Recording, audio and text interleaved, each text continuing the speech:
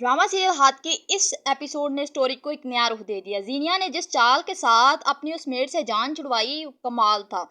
जीनिया और दानिश डॉक्टर के पास जाते हैं और डॉक्टर उस मेड यानी रोजी को कह जाता है कि तुम पीछे से हमारे रूम की तलाशी लेना, क्योंकि रोजी ने उसको बताया होता है कि मुसलसल तुम्हारे रूम से कॉल की आवाजें आती रहती हैं, जैसे जीनिया किसी के साथ कॉल पे बातें कर रही होती है।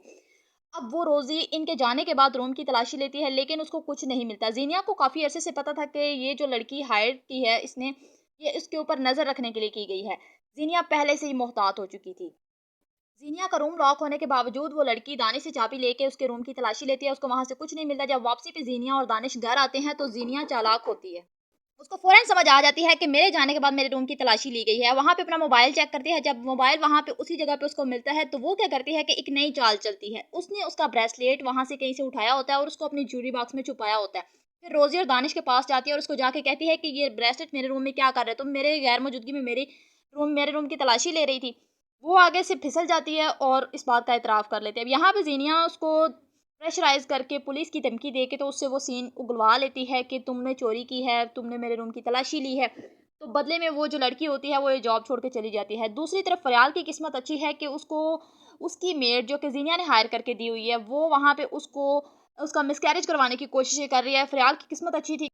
जब भी वो कोई इस तरह की चाल चलने लगती है, ऊपर से कोई आ जाता है, इस तरह से फ़रियाल बच जाती है। दूसरी तरफ जो शांज़े और फ़िरोज़ हैं, उनकी शादी का सीन ऑन हो चुका है। फ़िरोज़ की माँ मान जाती है शांज़े के साथ शादी के लिए। अब फ़िरोज़ नेक्स्ट एपिसोड के अंदर उसको शादी की शॉपिंग के लिए लेके जाता है। वहाँ पे उसको रेहान मिलता है। रेहान उसको क्रिटिसाइज़ करना शुरू कर देता है कि तुम जिस तरह से मुझसे मोहब्बत करती थी, क्या तुम इससे कर पाओगी? हालाँकि वहाँ पे फ़िरोज़ उसके लिए स्टैंड लेता है और जब ये बात घर आके शहराम को बताती है, तो शहराम का तो एक प्रेशर होता है उसके ऊपर। शहराम से वो लड़का डरता होता है, रेहान। तो शहराम नेक्स्ट एपिसोड के अंदर जाके रेहान को मारता है। हो सकता है यहाँ पे इस तरह से दिखाया गया है कि जान से मार रहा है, लेकिन वो जान से नहीं मारेगा। उसको इस तरह का सबक सिखाएगा कि नेक्स्ट कभी भी वो शांजे की ज़िंदगी के अंदर कोई इस तरह का ज़हर ना घोल।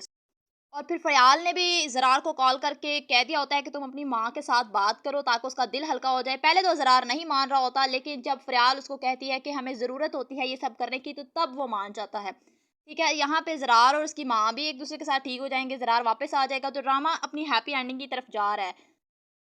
यहाँ पे नेक्स्ट एपिसोड के अंदर दानिश को या तो बीमार दिखाया गया है या एक्सीडेंट होता है। उसका क्या सीन है कि वो और उसकी ज़ीनिया की और दानिश की लड़ाई चलती रहती है। ये एपिसोड्स काफ़ी ज़्यादा इंटरेस्टिंग होती जा रही हैं। आपका क्या ख़्याल है, एंड किस तरह का होगा?